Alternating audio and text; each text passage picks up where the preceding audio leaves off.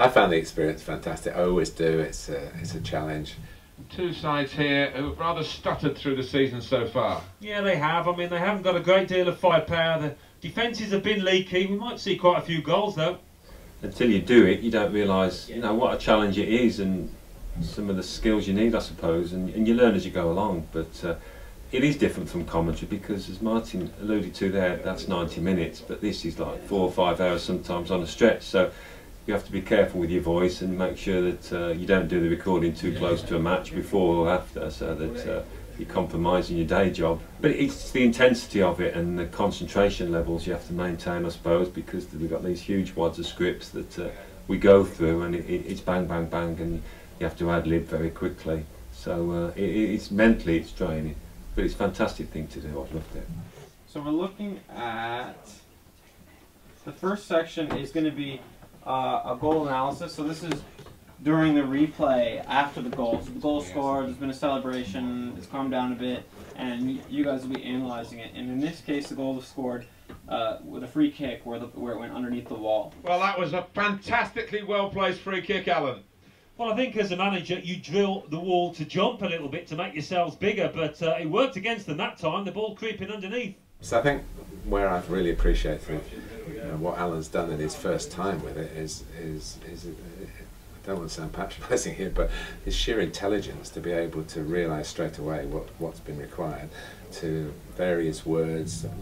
He says I briefed him, but the truth is he's grasped it. We might have had a couple of conversations at the beginning, but there's been none, while we've been doing it, there's been no, well look, I think you should do this or do that. It's just something that's natural. And, we've done a lot of games together in the last 12 months or so, and that's really given us, I think, a little bit of an edge coming in here.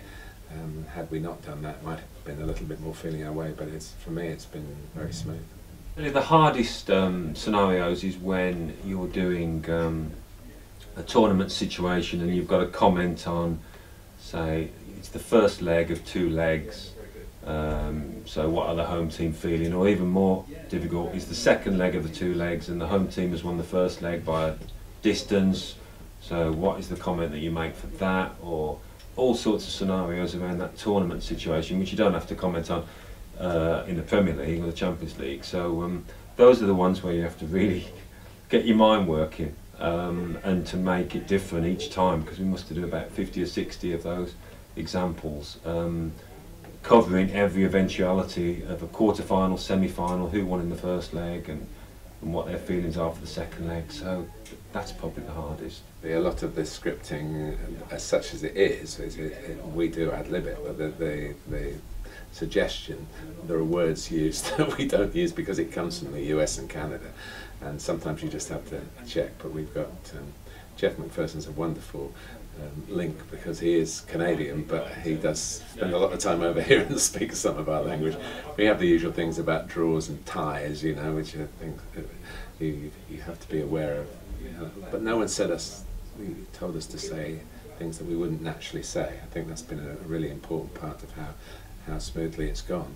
For me, the hardest thing is keeping the energy up from the beginning of the day to the end of the day. And we also in the course of a season have matches where you're not feeling quite as zestful as you might have done the week before. So you've got to work and you've got a switch to flick, if you like, in your own psyche to get to that point.